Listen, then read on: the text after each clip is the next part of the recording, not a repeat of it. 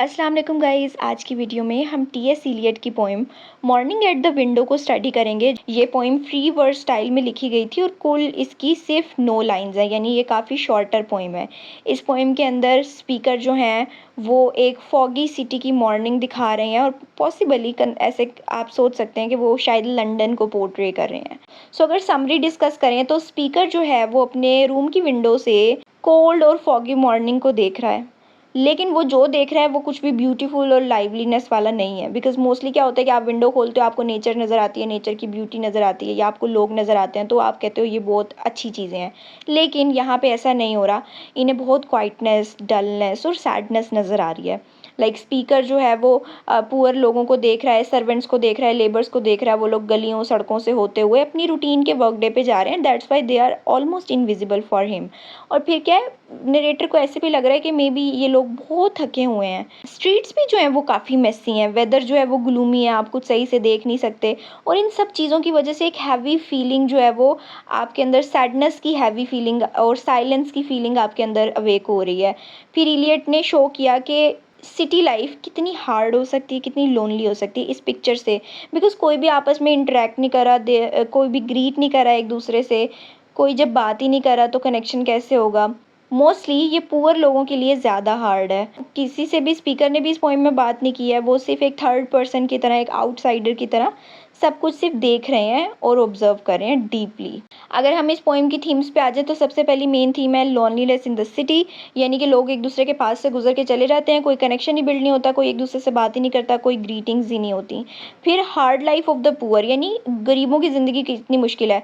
Because speaker जो है यानी इलियट जो है, नरेटर जो है, वो गरीब लोगों को, वर्कर्स को देख रहे हैं कि उनका दिन की शुरुआत ही कितनी टफ हो रही है।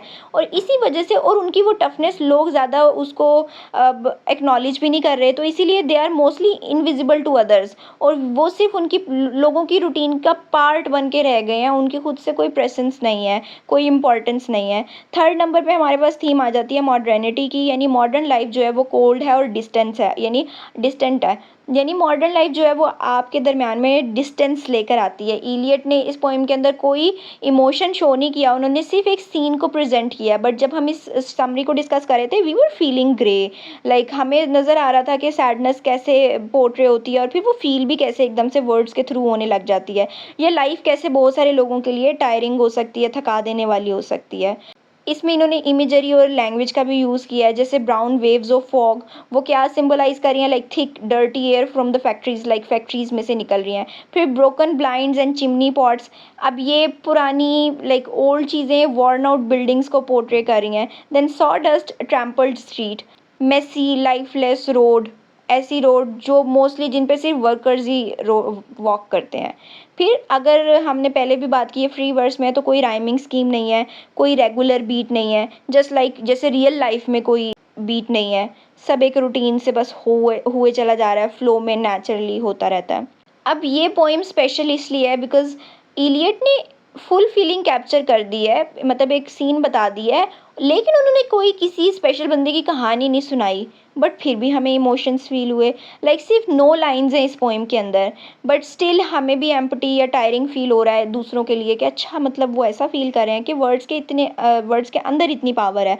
और यही मॉडर्निस्ट पोइट्री भी है। ये सिर्फ ब्यूटी की बात नहीं करती, ये ट्रुथ की भी बात करती है और फीलिंग की भी बात करती है। तो आई होप आपको ये शॉर्ट पोएम का एनालिसिस पसंद आया होगा।